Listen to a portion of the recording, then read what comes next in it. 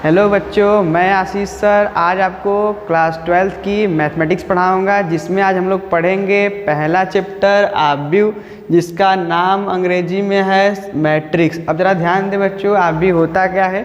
तो आव्यूह जो होता है, आइए ज़रा उसका परिभाषा देख लेते हैं कि आव्यूह होता क्या है। ज़रा ध्यान देंगे कि परिभाषा क्या है। तो बच्चों ध्यान दीजिए, इसमें लिखा गया है कि mn संख्याओं, mn जो है वो संख्याएं हैं। ज़रा ध्यान दें बच्चों, कैसी संख्याएं हैं।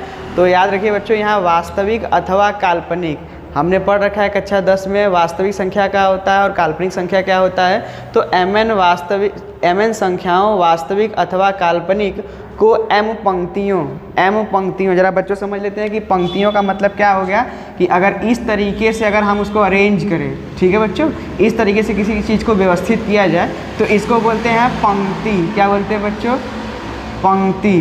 क्या बोलेंगे? पंक्ति, या इंग्लिश में इसको इसी को बोलते हैं बच्चों क्या? रो। और एक चीज़ आगे ध्यान दें, m पंक्तियों तथा n स्तंभों। स्तंभों का मतलब जरा समझ ले बच्चों, इस तरीके से हम, ठीक है, तो इसको क्या बोलते हैं? स्तंभ। क्या बोलेंगे बच्चों? स्तंभ, या इसी को बोलते हैं कॉलम। तो शॉर्टकट में मैं इसको ये लिख देता हूँ, इसको बोलते हैं क्या? कॉलम। तो ध्यान रखेंगे बच्चों, अगर इस तरीके से अगर कोई एलिमेंट व्यवस्थित किया जाए तो उसको बोलते हैं पंक्ति क्रम में या रो वाइज। अगर इस तरीके से व्यवस्थित किया गया है कोई अवयव तो उसको बोलते हैं स्तंभ या कॉलम वाइज बोलते हैं, ठीक है बच्चों। आइए जरा फिर से देख लेते हैं कि mn संख्याओं वास्तविक अथवा काल्पनिक को m पंक्तियों तथा n स्तंभों में व्यवस्थित करने पर जो आयताकार सारणी प्राप्त होती है उसे m क्रॉस बच्चों पढ़ते हैं, इसको बोलते हैं m क्रॉस n आव्यूह कहते हैं। फिर से ध्यान देंगे बच्चों, इसको m गुणे n नहीं पढ़ते हैं, m मल्टीप्लाई n नहीं पढ़ते, इसको क्या बोलते हैं? इसको बोलते हैं m, ठीक है बच्चों, m क्रॉस n। क्लियर है? इसको क्या बोलेंगे? अगर ऐसा कहीं लिखा है m तो इसका मतलब यही हो गया बच्चों कि m क्रॉस क्या है? ये n है, m क्रॉस n। आगे जरा ध्यान दीजिए, कुछ नोट है बच्चों, उनको जरा समझ लेते हैं, फिर उसके बारे में एक्सप्लेन करेंगे। जरा ध्यान दीजिए कि आव्यूह आयताकार सारणी रूप में व्यवस्थित कुछ संख्याओं का एकमात्र क्या होता है? समुच्चय होता है। एकमात्र क्या होता है? समुच्चय होता है। दूसरा नोट जरा देखिए कि आव्यूह का कोई संख्यात्मक मान नहीं होता है बच्चों, आव्यूह का कोई संख्यात्मक मान नहीं होता है। इन सबको अगर हम एक एग्जाम्पल के थ्रू समझें, जरा ध्यान दें बच्चों, एग्जाम्पल। तो ध्यान दीजिएगा बच्चों, एग्जाम्पल, इसमें पहला एग्जाम्पल अगर हम लोग देखें, ये जो है वो आयताकार सारणी है, ठीक है, ये क्या है? आयताकार सारणी है, जिसमें mn संख्याओं, mn का मतलब वो वास्तविक हो सकता है, काल्पनिक हो सकता है। तो मान लेते हैं इसमें 2 है, इसमें 3 है, 4 भी ले सकते हैं, 5 आयोटा ले सकते हैं। तो वास्तविक तथा काल्पनिक संख्याओं का ये क्या है? समुच्चय भी कह सकते हैं, या कुछ ऐसे कह सकते हैं कि सारणी रूप में व्यवस्थित कुछ संख्याओं का एकमात्र समुच्चय होता है। इस तरीके से रिप्रेजेंट करते हैं। इसके बारे में थोड़ा सा और आगे पढ़ेंगे बच्चों, तो ध्यान रखेंगे कुछ नया नहीं होता है कि mn वास्तविक संख्याओं या काल्पनिक संख्याओं को m पंक्ति और n स्तंभों में अगर व्यवस्थित करके आयताकार सारणी के रूप में लिखा जाए तो वो हमारा क्या होगा? आव्यूह होगा। आगे जरा देखते हैं, ये कुछ नोट थे, इनको ध्यान दीजिएगा। इसका जरा मतलब समझ लीजिए बच्चों कि आव्यूह का कोई संख्यात्मक मान नहीं होता है। इसका मतलब ये है कि इसका कोई परफेक्ट वैल्यू नहीं होता है, ठीक है, इसका कोई फिक्स वैल्यू नहीं होता है। ये इस अगर इस तरीके का है तो इसको आप चेंज करके कुछ या सॉल्व करके कुछ लिख नहीं सकते, ठीक है ना, इसको ध्यान रखेंगे। अगर इस तरीके का अरेंजमेंट है तो हम इसको बोलेंगे आव्यूह। क्लियर है? आगे देखते हैं बच्चों, ध्यान दीजिएगा। आइए बच्चों, अब दूसरा टॉपिक देखते हैं हम लोग का, आव्यूह के अवयव, एलिमेंट ऑफ मैट्रिक्स। जरा देखते हैं इसमें बच्चों क्या है कि कोई आव्यूह जिन संख्याओं से निर्मित होता है उन्हें उस आव्यूह के अवयव कहते हैं। फिर से सुनिए बच्चों, कोई आव्यूह जिन संख्याओं से निर्मित होता है, जिन संख्याओं से निर्मित होता है उन्हें उस आव्यूह का अवयव कहते हैं, ठीक है। जिन संख्याओं से निर्मित वो आव्यूह होगा उन्हें उस आव्यूह का क्या कहेंगे? अवयव कहते हैं।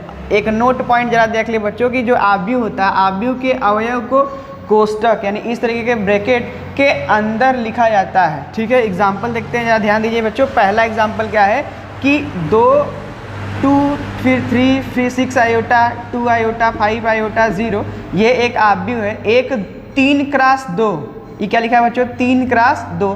3x2 का मतलब जरा ध्यान दे बच्चों कि 3 रो, पहले हम लोग काउंट किसको करते हैं काउंट, रो को काउंट करेंगे। तो देखिए कितने रो हैं, 1 2 3 रो, और कॉलम कितने हैं, कॉलम तो आपका सर 3 रो हो गए, और कॉलम देख लो 1 और 2, ठीक है। तो इसको लिखते हैं कि ये जो आव्यूह है एक 3x2 आव्यूह है। क्लियर है। आगे जरा देखिए जिनके अवयव, इनके जो अवयव हैं वो क्या क्या है, 2 है, 3 है, 6 आयोटा है, ठीक है, 6 आयोटा, 2 आयोटा, फिर 5 आयोटा और 0 है। क्लियर है। एक एग्जाम्पल और देखते हैं बच्चों, जरा ध्यान दीजिए, एक एग्जाम्पल और देख लीजिए। दूसरा एग्जाम्पल कि अगर ये कोई आव्यूह है 2 3 0 आयोटा, क्लियर है, एक कितने, ये कितने क्रम का है, जरा ध्यान दीजिए। तो इनको देखा जाए तो 1 2 यानी 2, और ये कॉलम देख लीजिए 1 2, ठीक है। तो 2x2 एक आव्यूह है, क्या है, एक आव्यूह है, ठीक है। इसमें जो एलिमेंट हैं, ठीक है, इसके जो एलिमेंट हैं कौन कौन से हैं, तो आपका आंसर 2 है, 3 है, 0 है और क्या है, आयोटा है। क्लियर है। चलिए नेक्स्ट टॉपिक पे देखते हैं। आइए बच्चों अब तीसरा टॉपिक अपना देखते हैं, आव्यूह की कोटि या क्रम, आर्डर ऑफ मैट्रिक्स। ठीक है, आगे देखते हैं, जरा देखिए इसमें क्या है कि यदि किसी आव्यूह में m पंक्ति तथा n स्तंभ है तो, ठीक है, m पंक्ति तथा n स्तंभ है तो उसे m क्रॉस n, इसको बच्चे पढ़ते क्या है, m क्रॉस n क्रम का आव्यूह या कोटि, ठीक है, क्रम का आव्यूह या कोटि का आव्यूह कहते हैं। क्लियर है। फिर से एक बार देखिए बच्चों, यदि किसी आव्यूह में m पंक्ति तथा n स्तंभ हो तो उसे m क्रॉस n कोटि का आव्यूह या इसी को बोलते हैं क्रम का आव्यूह कहते हैं। क्लियर है। आइए यहाँ ध्यान देते हैं, कुछ एग्जाम्पल से समझते हैं हम कि ये देखिए कोई आव्यूह हमको दिया है, अब इसकी कोटि बतानी है। ठीक है, कोटि के बच्चों बोलते हैं आर्डर, यानी आर्डर ऑफ मैट्रिक्स।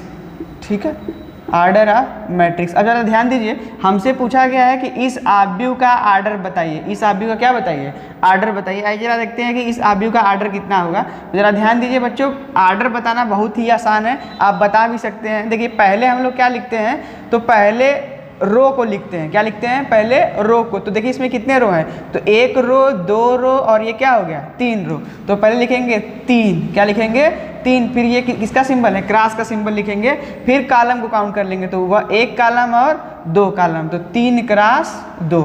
यानी इस दिए गए मैट्रिक्स का अगर हमको आर्डर बताना है तो इसका आर्डर कितना होगा बच्चों, 3 क्रॉस 2 होगा। क्लियर है। यानी इसका मतलब वही है कि इस दिए गए मैट्रिक्स का क्या बताना आपको, कोटि या क्रम। आप जरा ध्यान देखिए इसमें क्या होगा, तो इसके आर्डर की बात करें ना, इसके आर्डर की बात करें तो इसका आर्डर कितना होगा, तो नंबर आप पहले रो बताइए, रो कितना है, तो 1 2, तो यहाँ लिखेंगे कितना 2, और फिर लिखेंगे क्या, क्रॉस, कॉलम काउंट करिए तो 1 और फिर से क्या 2, तो ये हो गया कितना 2, ये 2 क्रॉस 2 हो गया। अब जरा ध्यान दीजिए इसमें एग्जाम्पल, इस एग्जाम्पल में अब ध्यान देना है कि इसमें नंबर ऑफ रो कितना है। तो इसके आर्डर की हम लोग बात अगर करते हैं तो इसके आर्डर में पहले हम लोग काउंट करेंगे रो, तो कितने रो हैं बच्चों, 1 2 और फिर कितना 3, तो यहाँ लिखेंगे कितना 3, और ये क्रॉस का सिंबल, और कॉलम कितने हैं, तो 1 2 और फिर से क्या हो गया 3 हो गया। क्लियर है बच्चों, ध्यान देंगे इसको। ठीक, आइए देखते हैं अगला। आइए बच्चों हम नेक्स्ट देखते हैं, नोट समझ लेते हैं कुछ नोट। पहला नोट क्या है बच्चों, जरा ध्यान देंगे कि आव्यूह का क्रम लिखते समय पहले सदैव पंक्ति की संख्या तथा इसके बाद स्तंभों की संख्या लिखी जाती है। जरा ध्यान दें बच्चों, जैसे अगर ये मेरा कोई आव्यूह हो गया, जरा ध्यान दें 2 4 5 और क्या हो गया 6। क्लियर है। 2 4 5 6 अगर लिखा है, अगर हम इसके कोटि की बात करते हैं तो इसके कोटि को अभी बताया बच्चों कि लिखते समय इसका ध्यान कैसे रखेंगे। ध्यान देंगे बच्चों, इसको लिखते कैसे हैं, तो इनको काउंट करा तो नंबर ऑफ रो पहले लिखते हैं, रो कितना है, तो रो लिखा तो कितना हो गया 2। जैसे देखिए 1 रो 2 रो 2 हो गया, कॉलम उसके बाद लिखते हैं 1 और फिर क्या 2, ये 2 क्रॉस 2 हो गया। यानी ओवरऑल कहने का मतलब ये है बच्चों, जरा ध्यान दें कि किसी भी आव्यूह का क्रम लिखते समय हमको याद रखना क्या है कि पहले क्या आएगा, पहले ध्यान दें बच्चों, पहले क्या आएगा, पहले पंक्ति आएगी, उसके बाद क्या आएगा, स्तंभों की संख्या लिखी जाती है। ठीक है, आगे जरा बढ़ते हैं। दूसरा देखिए नोट नंबर 2 क्या है कि यदि किसी आव्यूह की कोटि m क्रॉस n है, यदि किसी आव्यूह की कोटि m क्रॉस n है तो आव्यूह में पंक्तियों की संख्या कितनी होगी? तो क्लियर एकदम है बच्चों कि अगर m क्रॉस n आर्डर का जस्ट रिवर्स है, अगर पंक्तियों की संख्या इसमें कितनी हो जाएगी, तो पंक्तियों की संख्या अगर देखा जाए तो पंक्तियों की संख्या m हो जाएगी और स्तंभों की संख्या कितनी होगी बच्चों? n हो जाएगी। ठीक है ना। अगर मैं कहूँ कि हमारे पास एक कोई आव्यूह है जिसका आर्डर जो है वो 2 क्रॉस 3 है, क्लियर है, तो पंक्ति बताइए, पंक्ति जिसको हम लोग बोलते हैं रो, तो नंबर ऑफ रो कितना हो जाएगा बच्चों? 2 हो जाएगा। और नंबर ऑफ कॉलम बोलिए, नंबर ऑफ कॉलम, तो नंबर ऑफ कॉलम कितना हो जाएगा? 3 हो जाएगा। यही बात है, क्लियर है ना। आइए आगे बढ़ते हैं।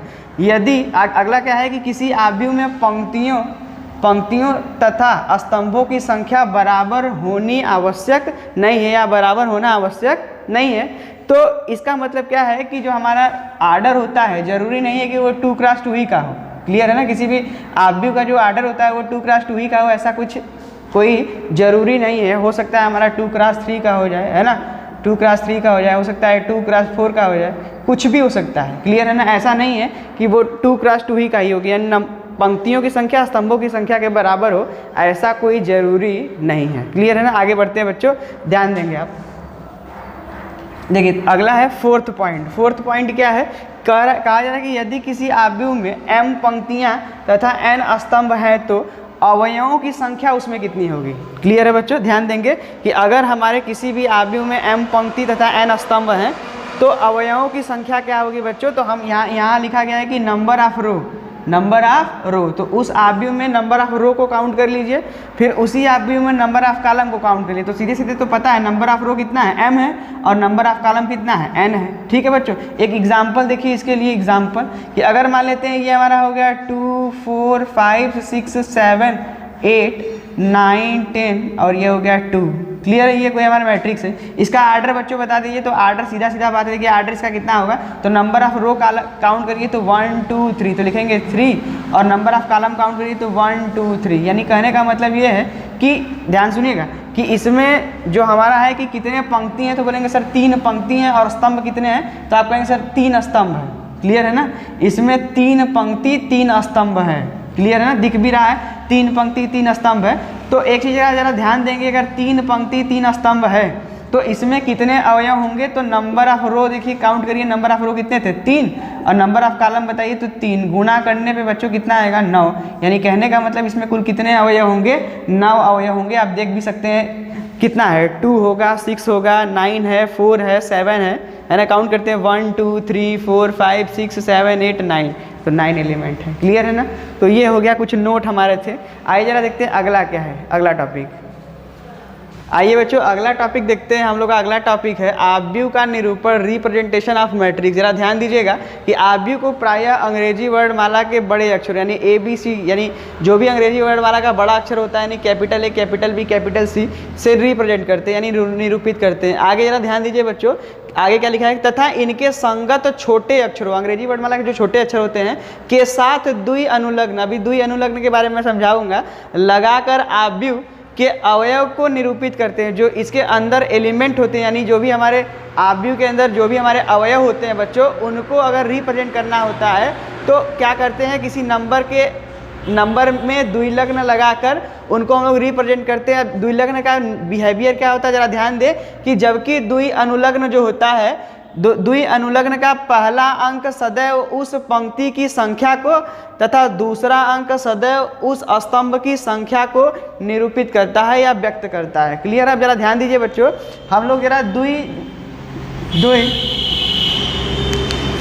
अनुलग्न के बारे में समझते हैं, द्वि अनुलग्न के बारे में समझ लेते हैं, जिसको हम लोग बोलते हैं क्या, डबल सफिक्स, क्लियर है।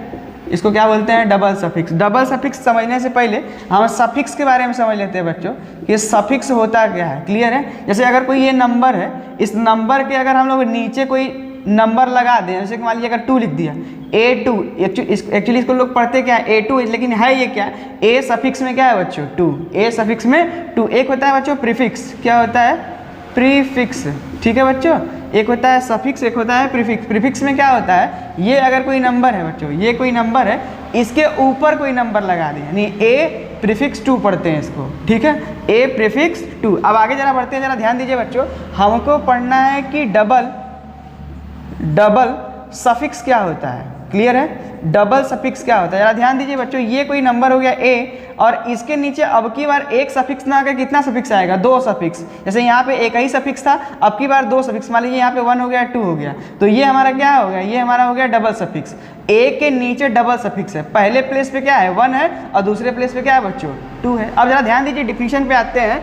कहा जा रहा है कि इनके संगत छोटे अक्षरों, यानी अंग्रेजी वर्णमाला के जो छोटे अक्षर होते हैं उनमें द्वि अनुलग्न लगा लीजिए। मान लीजिए छोटा अक्षर हमारा ए है, क्लियर है, ए हमारा हो गया, द्वि अनुलग्न लगाकर अवयवों को निरूपित करते हैं। आगे बोला कि जबकि द्वि अनुलग्न का पहला अंक सदैव, ये जो पहला अंक है बच्चों, ये पहला ये वाला, ये जो पहला वाला है, पहला अंक सदैव पंक्ति की संख्या को, और ये दूसरा प्लेस पे, ये जो दूसरा प्लेस हमारा आएगा, दूसरा वाला प्लेस, इस दूसरे वाले प्लेस पे जो भी अंक आएगा वो स्तंभ की संख्या को निरूपित करेगा। क्लियर है? आइए जरा ध्यान देते हैं, आगे के एग्जाम्पल देखते हैं। एग्जाम्पल नंबर फर्स्ट क्या है कि ये हमारा कोई आव्यूह है। क्लियर है?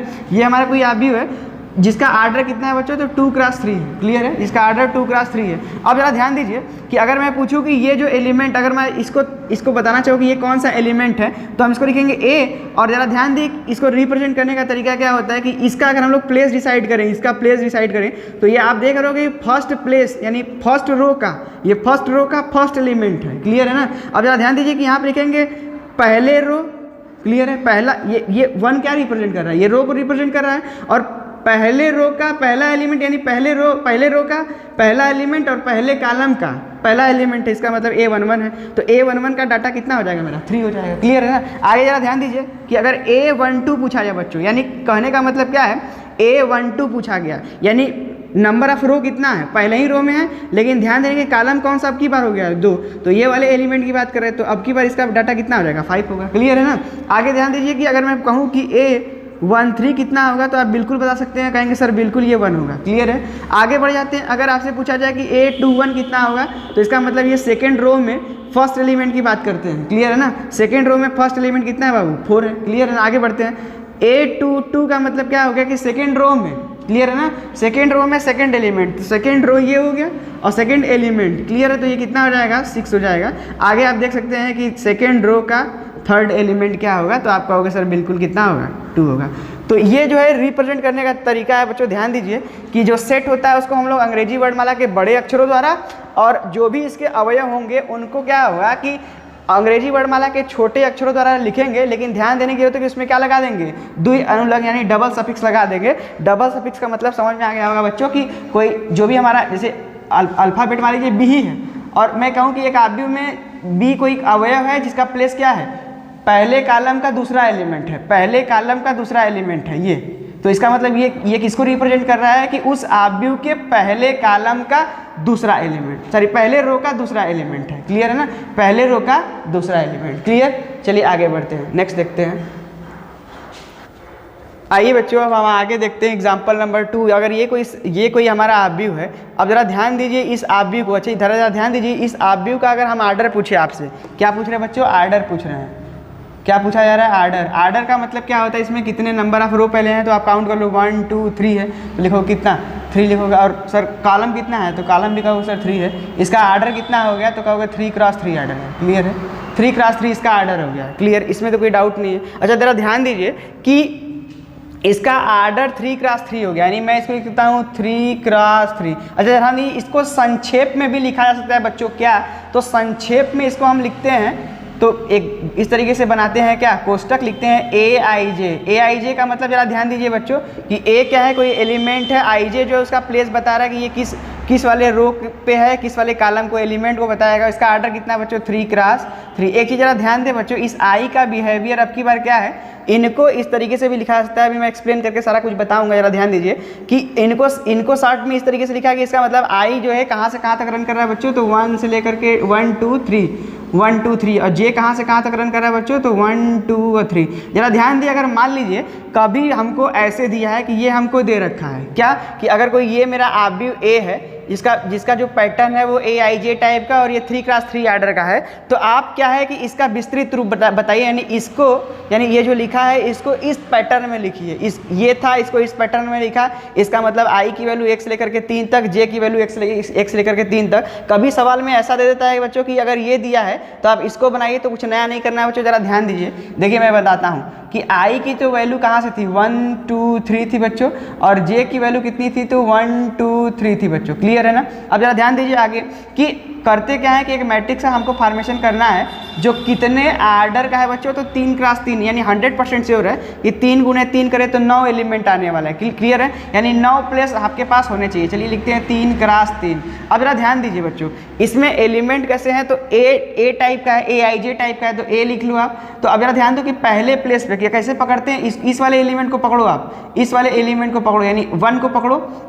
तो पहले 1 लिखेंगे, ये इसके साथ ऑपरेट होगा तो कितना मिलेगा, A11। अगला एलिमेंट क्या है, ध्यान दीजिए बच्चों, हम लोग किसमें चल रहे हैं, तो ये किसको पकड़े हैं, ये रो को पकड़े हैं और कॉलम वाइज चल रहे हैं, रो को पकड़े हैं कॉलम वाइज चल रहे हैं। तो ये एक्चुअली क्या है, 1 क्या है, रो है और कॉलम वाइज चलेंगे। ये तो कॉलम सेकंड वाला जो कॉलम को रिप्रेजेंट करेगा। क्लियर, आगे बढ़ते हैं। जरा ध्यान दीजिए कि ए लिखा, ए तो रहेगा क्योंकि ये वही एलिमेंट है, ए से हमने डिनोट किया है, तो ए हो गया। और इसको आप किसके साथ ऑपरेट करेंगे, 2 से, तो 1 का किसके साथ, 2 के साथ, और फिर 1 का किसके साथ, 3 के साथ, यानी 1, ये कितना हो जाएगा, 1 3 हो जाएगा, A13। अगला, अब 1 तो सबके साथ ऑपरेट हो गया, खत्म हो गया बच्चों। अब की बार क्या होगा, A2 को लाएंगे, A2 लाएंगे, तो 2 किसके साथ, 1 के साथ। अगला कितना होगा, A2 हो जाएगा। क्लियर बच्चों, A2 के साथ, मतलब 2 के साथ। अगला ध्यान दीजिए, 2 किसके साथ, 3 के साथ, तो लिखेंगे A2 कितना, 3।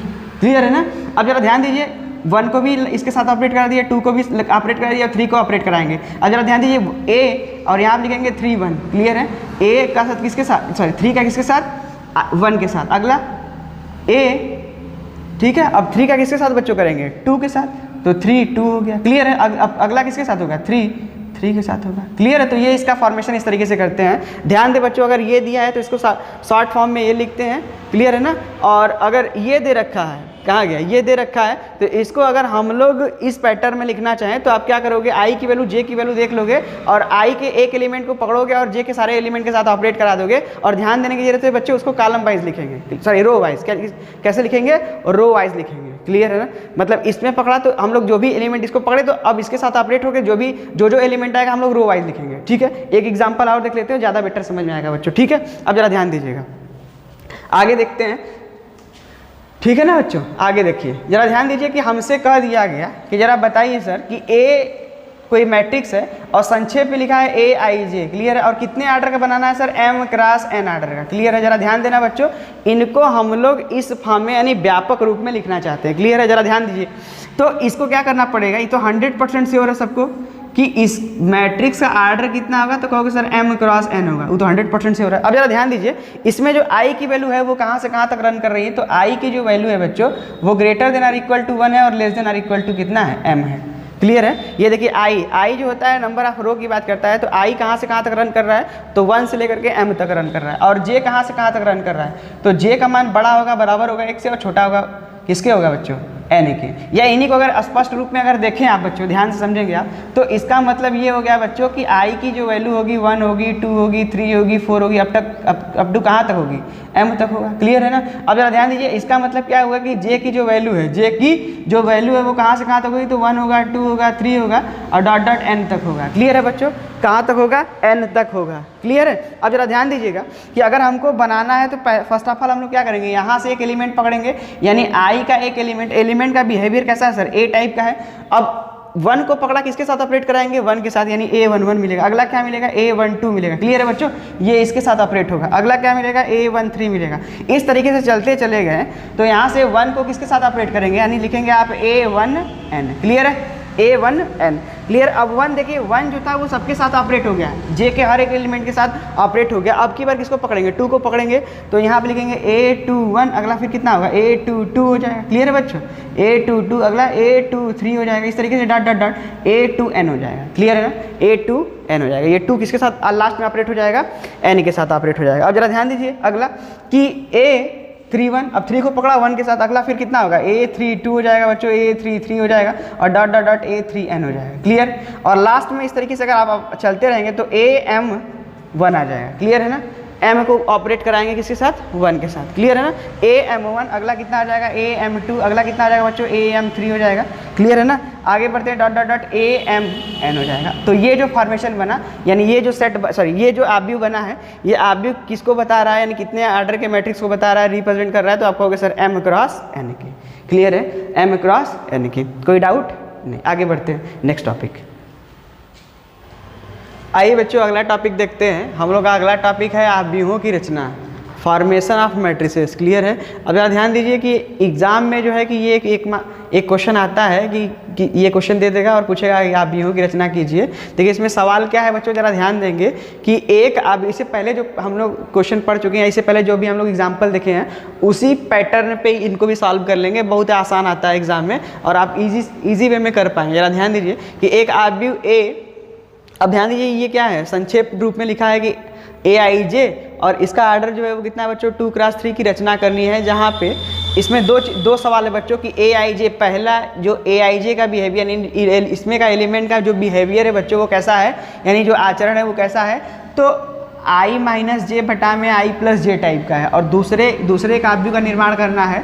ठीक है, एक दूसरे आव्यूह का निर्माण करना है। इसी में 2 सवाल है, या फिलहाल पहले एक ही देख लेते हैं, जरा ध्यान दीजिए। ठीक है, आइए जरा देखते हैं कि अगर कोई एक आव्यूह का निर्माण आपको करना है जिसमें इस आव्यूह के एलिमेंट का जो बिहेवियर है वो इस तरीके का है और इसका आर्डर कितना है बच्चों, 2 क्रॉस 3 है। ठीक है, आइए जरा ध्यान देते हैं। अब जरा ध्यान दीजिए बच्चों कि अगर हमको कोई मैट्रिक्स ए का निर्माण करना है तो और इसका आर्डर जो है वो 2 क्रॉस कितना है बच्चों, 3 है। इसका मतलब क्या है बच्चों कि I की जो वैल्यू है, I की वैल्यू 1 होगी और क्या होगी, 2, क्योंकि 2 ही है। क्लियर है ना। और J की जो वैल्यू होगी वो क्या होगी बच्चों, 1 होगी, 2 होगी और क्या होगी, 3 होगी।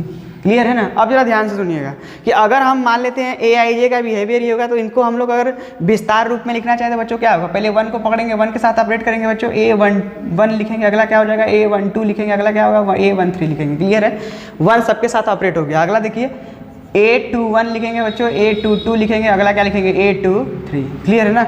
ये इस तरीके से आप लिखेंगे, कोई दिक्कत इसमें नहीं।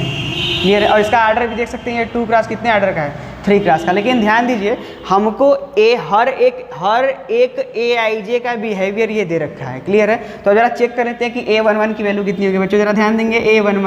A11 का मतलब 1 माइनस 1 डिवाइडेड बाई 1 प्लस 1।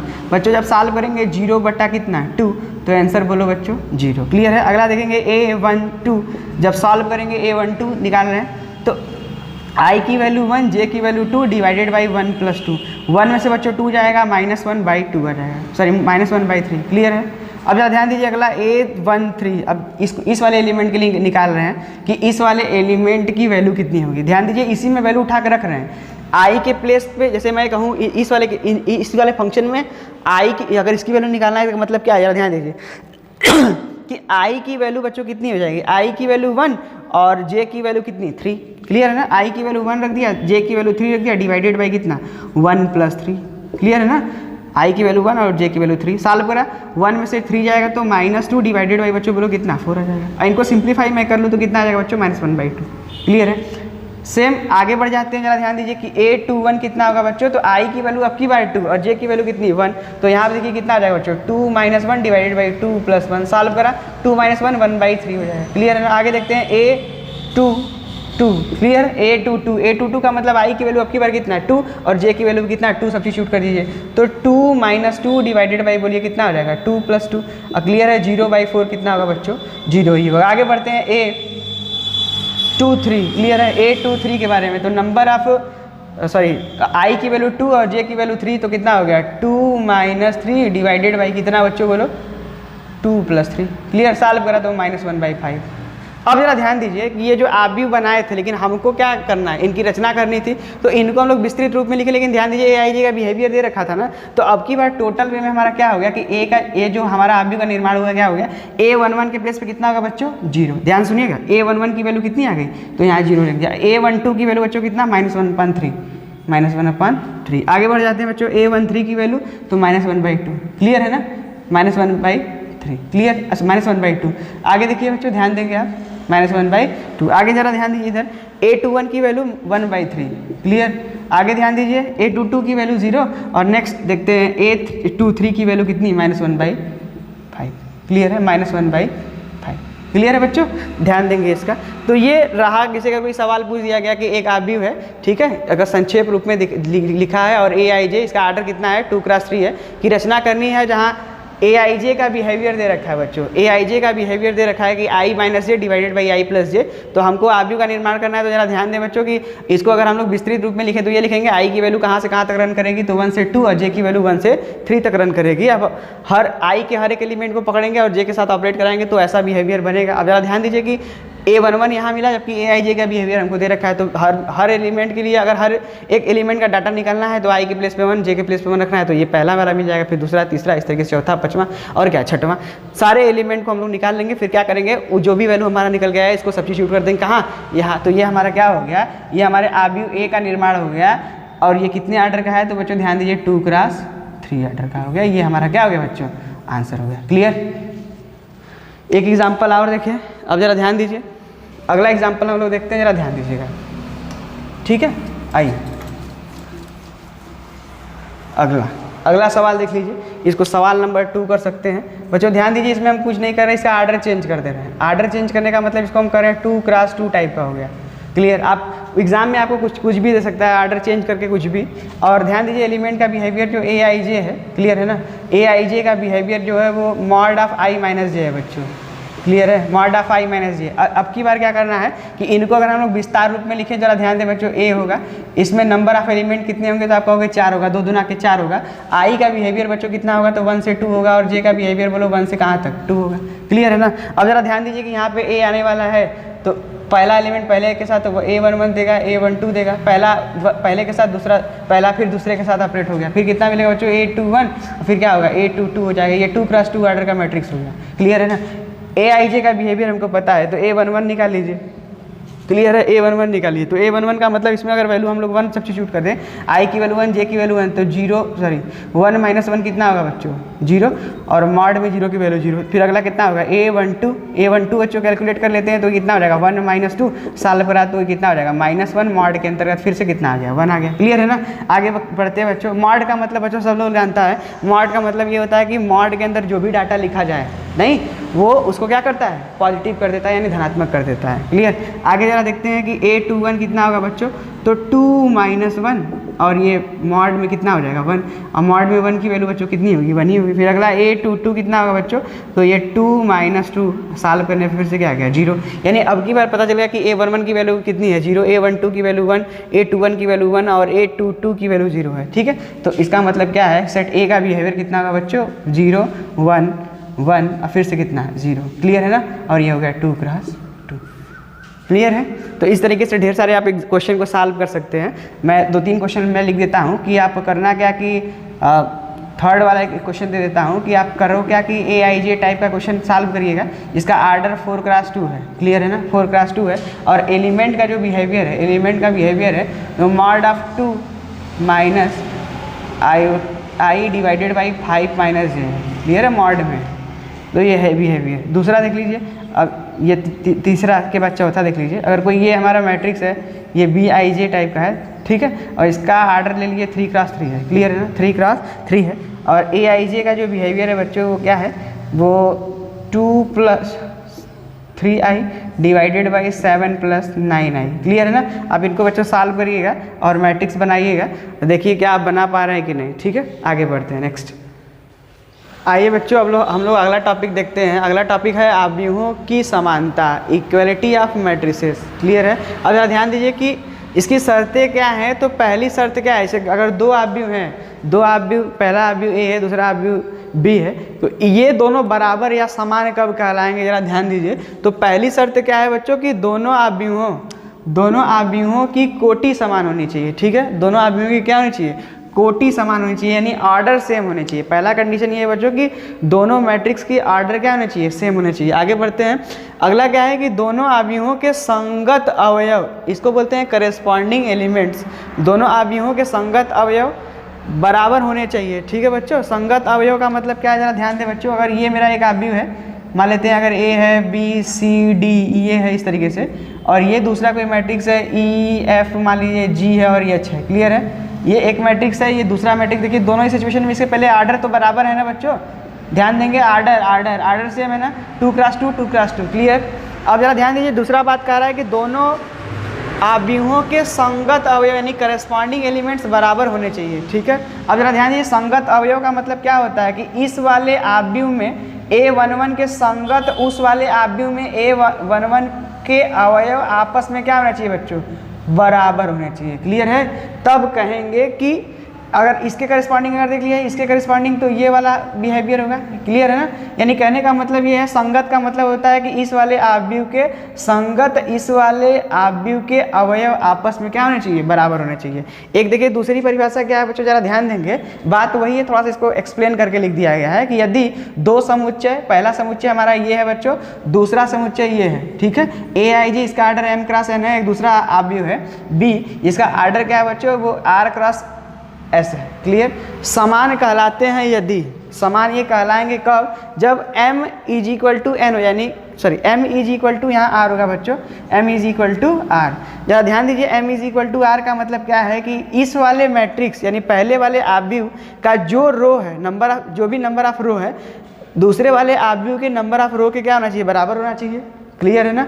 और जरा ध्यान दीजिए, वही बात है बच्चों, ये आर्डर ही वाली बात हो रही है। आर्डर तभी बराबर हो सकते हैं कि क्या होना चाहिए, जब इस वाले मैट्रिक्स से इस वाले मैट्रिक्स से आर्डर सेम हो। आर्डर सेम होने का मतलब पहले वाले मैट्रिक्स का रो और दूसरे वाले मैट्रिक्स का रो बराबर होना चाहिए, और पहले वाले मैट्रिक्स का कॉलम दूसरे वाले मैट्रिक्स के कॉलम के इक्वल होना चाहिए, यही बात लिखा गया है, ठीक है। तो M is equal to R and N is equal to S, यहाँ से पता चल जा रहा है कि इस बार पहले वाले मैट्रिक्स का क्या रो दूसरे वाले मैट्रिक्स का रो बराबर है, क्लियर है। और आगे जरा ध्यान देते हैं कि इसमें पहले वाले मैट्रिक्स का कॉलम दूसरे वाले मैट्रिक्स के कॉलम के बराबर यह है, तो इसका मतलब आर्डर सेम हो गया बच्चों, क्लियर है ना। आगे जरा ध्यान दीजिए, कह रहा है कि संगत अवयव बराबर, इसका मतलब क्या है कि अगर इसके एलिमेंट देखें तो A11 होगा, A12 होगा, A21 होगा, A22 होगा। इसके एलिमेंट कैसे होंगे, B11 होगा, B12 होगा, B21 होगा और B23 होगा, सॉरी B22 होगा, क्लियर है ना। अब संगत अवयव का मतलब क्या होगा, A11 B11 के बराबर, A12 B12 के बराबर, A21 B21 के बराबर होगा, और A22 किसके बराबर होगा बच्चों, B22 के बराबर होगा। इसका मतलब इसको हम लोग अगर शॉर्ट में लिखें तो AIJ जो है, AIJ वो किसके इक्वल हो जाएगा बच्चों, BIJ, क्लियर है ना। अब जरा ध्यान दीजिए कि इसके कुछ एग्जाम्पल हैं, उसको भी देख लेते हैं, क्लियर है। देखिए बच्चों, एक क्वेश्चन है, यदि ये कोई आव्यूह हो गया और ये दूसरा कोई आव्यूह हो गया, अगर ये दोनों आव्यूह आपस में बराबर है बच्चों, तो x और y का मान पूछा जा रहा है। ये आपके बोर्ड एग्जामिनेशन में 1 मार्क्स के क्वेश्चन पूछे जाते हैं, तो इसको ध्यान दीजिए, बहुत ही आसान क्वेश्चन है। अब जरा ध्यान दीजिए कि दो आव्यूह बराबर है, इसका मतलब क्या है कि इनके आर्डर ऑलरेडी बराबर होंगे। इसके आर्डर देखिए, इसका आर्डर कितना होगा बच्चों, अगर इसका आर्डर देखें तो 2 क्रॉस 2 होगा, और इसका आर्डर कितना होगा, इसका भी आर्डर 2 क्रॉस 2। 2 क्रॉस 2 का मतलब आप समझ ही रहे होंगे बच्चों, आर्डर का मतलब ये होता है कि दोनों मैट्रिक्स के नंबर ऑफ रो और नंबर ऑफ कॉलम आपस में क्या है, इक्वल है, क्लियर है। तो अब जरा ध्यान दीजिए कि जब आर्डर इक्वल होगी, इसका मतलब करस्पॉन्डिंग क्या एलिमेंट्स भी इक्वल होंगे, करस्पॉन्डिंग एलिमेंट्स भी क्या होंगे, इक्वल होंगे। अब ध्यान दीजिए, तो यहाँ 2 है, यहाँ 2, यहाँ से तो हमको x y की वैल्यू मिलने वाली नहीं है, यहाँ से एक मिलेगा। जरा ध्यान देते हैं, यहाँ से एक वैल्यू क्या मिल गया, x plus y is equal to कितना है 5। बोले थे करस्पॉन्डिंग एलिमेंट्स सेम होने चाहिए, यानी इक्वल होने चाहिए, क्लियर है। और एक इनसे क्या मिलने वाला बच्चों, यहाँ से मिला x minus y is equal to बच्चों कितना मिल गया, 10 मिल गया। और कहीं से कुछ डाटा मिलेगा नहीं। अब इनको सिंप्लीफाई कर लीजिए और देख लीजिए क्या क्या मिलेगा। तो सॉल्व करा तो ये कितना हो गया बच्चों, माइनस, और ये कितना हो गया प्लस, और ये फिर कितना हो गया माइनस। तो यहाँ से ये कैंसिल आउट हो गया, क्लियर है ना। और इनको सॉल्व करा तो 2y इज इक्वल टू कितना बच्चों, 5 माइनस 10 करिएगा तो -5 आ गया। तो y की वैल्यू कितना बच्चों, y की जो वैल्यू है -5 बाई कितना 2, क्लियर है ना। अब y की वैल्यू -5/2 यहाँ रखिए तो x की वैल्यू आ जाएगी। तो रखते हैं y की वैल्यू, तो x प्लस, और ये हो गया -5/2 इज इक्वल टू 5। सॉल्व करा तो x is equal to 5/2, clear है ना, प्लस 5। सॉल्व करने में कितना हो जाएगा, 5 2 या 10, और 10 5 कितना हो जाएगा, 15/2 हो जाएगा, क्लियर है ना। 15/2 ये x की वैल्यू आ गई। देख लीजिए बच्चों, फिर से एक बार चेक कर लेते हैं कि इसमें कुछ करना नहीं है, करस्पॉन्डिंग एलिमेंट्स को आपस में इक्वल करना है। तो यहाँ पे करस्पॉन्डिंग यानी x प्लस वाई जो हमारा एलिमेंट का काम करेगा, और यहाँ भी कितना है 5, तो ये इसके इक्वल है। तो एक इक्वेशन ये बना, और एक दूसरा इक्वेशन यहाँ से बनेगा कि ये 10 जो है किसके इक्वल होगा, x माइनस वाई की। तो यहाँ से बना, इनको सॉल्व कर लीजिए। तो ये पॉजिटिव था, नेगेटिव पॉजिटिव, और ये फिर नेगेटिव हो गया। सॉल्व करा तो ये कैंसिल, ये हो गया 2y is equal to -5, clear है ना। 2y इज इक्वल टू -5, तो y इज इक्वल टू -5/2 हो जाएगा। और इसकी वैल्यू इसमें सब्स्टिट्यूट करिए तो कितना हो जाएगा 5/2, और उधर जाके पॉजिटिव हो जाएगा 5/2 + 5 कितना हो जाएगा, तो हो जाएगा 15/2। क्लियर है ना, 15/2। तो यहाँ से हमको पता चल गया कि x की वैल्यू कितनी है बच्चों, x की वैल्यू 15/2 और y की वैल्यू कितनी है -5/2। क्लियर है। आप इसमें रख के सॉल्व कर लोगे तो आप देखोगे, ये देखिए आंसर चेक करने का तरीका भी है, ध्यान देंगे बच्चों, आंसर चेक करने का तरीका भी है। कैसे चेक करेंगे जरा ध्यान दीजिए, कुछ नहीं करना, आप x और y का डाटा इसमें उठा के सब्स्टिट्यूट कर दो इसमें। क्लियर है, इसमें सब्स्टिट्यूट करते हैं, जरा ध्यान देते हैं। तो x का डाटा कितना है सर 15/2। क्लियर है, और y का डाटा कितना है तो +/-5/2 है। देखिए जरा ध्यान देंगे बच्चों, एक चीज़ जरा ध्यान दीजिए कि अगर इनको सॉल्व करें एलसीएम तो सेम ही है, 2 आ जाएगा, और ये कितना हो जाएगा 15 - 5। सॉल्व करा तो बच्चों कितना हो गया 10/2, और सॉल्व करने में कितना आ गया 5। अब जरा ध्यान देखिए कि इस टोटल का डाटा कितना आ गया 5, इसका मतलब ये करेक्ट है नहीं, तो x और y की वैल्यू हमारा जो निकल के आया है वो एकदम करेक्ट है। क्लियर है ना, तो ये चेक करने का प्रोसीजर है, 2 मिनट लगेगा, चेक कर लेंगे। 2 मिनट क्या, आप चाहें तो 1 मिनट, वो कैलकुलेशन पर डिपेंड करता है, आप चाहें तो 1 मिनट में कर लेंगे। ठीक है, थैंक यू। आज के लिए बाकी जो चीज़ें हैं अब हम लोग नेक्स्ट टर्म पे डिस्कस करेंगे। आज के लिए इतना ही, थैंक यू।